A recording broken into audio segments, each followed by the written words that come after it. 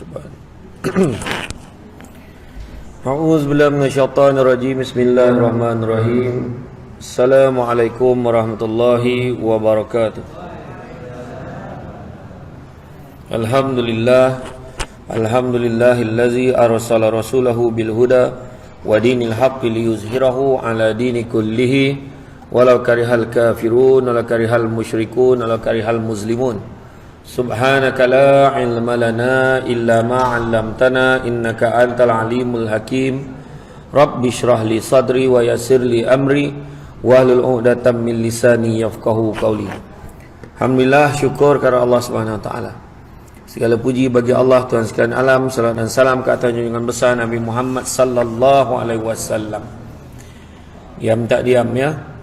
Terima kasih banyak kepada tuan pengerusi, itu juga kepada tuan pengerusi masjid, tuan imam, barisan jawatan kuasa masjid, pemimpin-pemimpin tempatan di semua peringkat yang berkesempatan hadir, tuan dan puan-puan rahmati Allah sekalian. Alhamdulillah, ini program saya entah keberapa dah hari ni, tapi alhamdulillah kita selesai juga malam ni, berjaya sama-sama kan, daripada maghrib, isyak, tarawih, witir, dan selesai malam ni, dan ditutup malam ni dengan kuliah ringkas lah kan, tak adalah panjang-panjang mana kan, tapi tak panjang pun kita cubalah 2 jam macam tu, tengok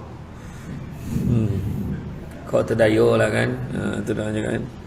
Jadi tuan-tuan dan puan-puan rahmati Allah sekalian, bila sampai pada bulan Ramadan ini adalah bulan yang merupakan bulan yang dinanti-nantikan.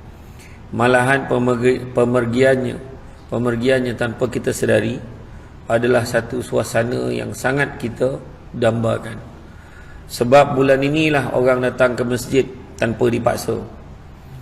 Bulan inilah muka yang tak pernah nampak tiba-tiba nampak, dan ada harapan muka yang tak nampak sebelum tu mungkin tak nampak semula selepas ini. Saya tak cakap orang kampung ni, orang kampung lain, kampung sini okey, tidak termasuk kampung Kerawai kan, tak termasuk. Jadi bila sebut tentang bulan Ramadan ini adalah bulan pesta ibadah, dikatakan berlumba-lumba mencari pahala, berlumba-lumba beramal ibadah. Bulan ibadah, bukan bulan juadah, Maknanya bulan ni kita berlumba-lumba untuk mengusahakan, untuk dapatkan, untuk kumpulkan bekalan-bekalan untuk dibawa kepada yaumul akhir, hari akhirat. Tidak ada orang yang datang pada bulan Ramadan ni sebab dunia. Kebanyakannya datang sebab akhirat. Adalah sebahagian kecil yang datang sebab moral lepas mayang. Ada sebahagian kecil. Sebahagian besarnya sepatutnya adalah untuk mengumpulkan amal ibadah dia. Itu sebab dalam surah Al-Hasyr yang disebutkan, liman kana arjullaha wal yawmal akhir wa zakarullaha katsira. Siapa nak karaman Allah, nakkan hari akhirat, maka hendaklah dia berzikir, mengingati Allah banyak-banyak. Ya. Allah SWT menyuruh kita mencari bekalan sebanyak mungkin untuk dibawa pulang ke hari akhirat. Sebaik-baik bekalan, pula mungkin turun nak kursi ni. Sebaik-baik bekalan adalah ketakwaan kepada Allah SWT. Maka kita disuruh beramal dan melakukan kebajikan sebanyak yang mungkin. Terutamanya bulan apa? Bulan Ramadan ni. Buatlah banyak-banyak amal. Dan bagaimanapun, bukanlah perkara pelik kalau terdapat segolongan manusia yang membawa pahala amal kebajikan selama hidup di dunia, namun akhirnya semuanya diberikan kepada orang lain. Sebab apa? Bila dia beribadah, banyak benda-benda lain yang dia buat juga. Ibadah-ibadah mengutuk orang jalan juga serentak. Ya, mengutuk orang tak habis-habis. Ada je benda tak elok, ada je benda tak betul, kan? Dalam satu hadis riwayat Muslim, Rasulullah SAW pernah bertanyakan kepada sahabat, tahukah kamu siapakah orang-orang yang muflis? Siapakah orang-orang yang bankrupt? Siapa? Maka sahabat menjawab, orang yang muflis sekalangan kami ialah mereka tidak memiliki wang dan juga harta. Maka Rasulullah SAW berkata, sesungguhnya mereka yang muflis dalam kalangan umatku ialah mereka yang datang pada hari kiamat kelak membawa pahala daripada salat, puasa dan zakatnya, namun pada masa yang sama dia juga membawa dosa memaki hamun sesama manusia, dosa menuduh orang dengan tuduhan yang jahat, dosa memakan harta orang lain dengan zalim, dosa menumpahkan darah sesama manusia, dosa memukul atau mencederakan sesama manusia.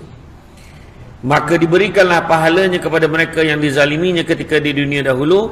Jika habis pahalanya sedangkan belum selesai tuntutan manusia ke atasnya, maka dia ambil dosa manusia itu, lalu ditanggung ke atasnya, dan akhirnya dia dihumban ke dalam api neraka. Jadi itu yang kita cerita tadi. Dia solat, dia puasa, dia berzakat. Bulan Ramadan ni semua amalan baik dia buat, tapi dalam masa yang sama dia juga membawa dosa memaki hamun sesama manusia. Cuba tengok dalam Facebook, cuba tengok dalam Instagram, cuba tengok dekat dalam TikTok, Twitter, cuba tengok. Letak aja gambar pemimpin, tak kisahlah pemimpin mana sekalipun, baik kerajaan, baik pemangkam. Kadang-kadang silap-silap letak gambar ketua kampung pun dia balun. Jangan cakap mentari kan. Ini semua tali barut ni, dia kata kan. Contohlah, ada je benda nak kutuk.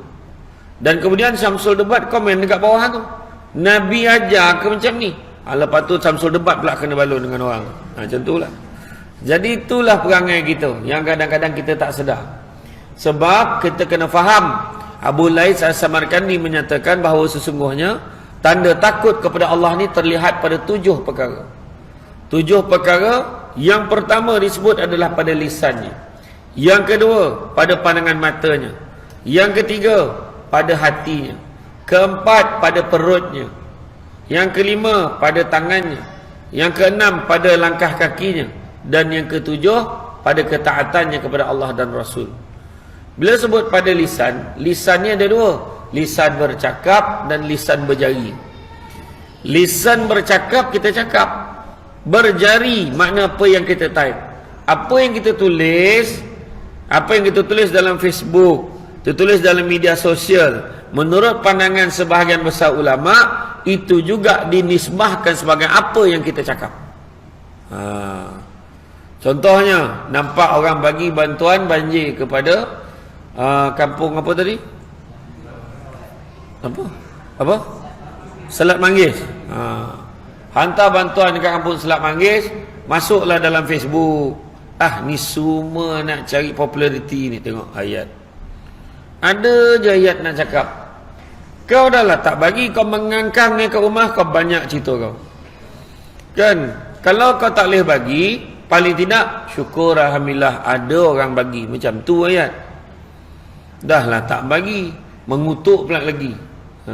Tu antaranya lah kan, memaki hamun sesama manusia, kemudian menuduh orang dengan tuduhan yang jahat.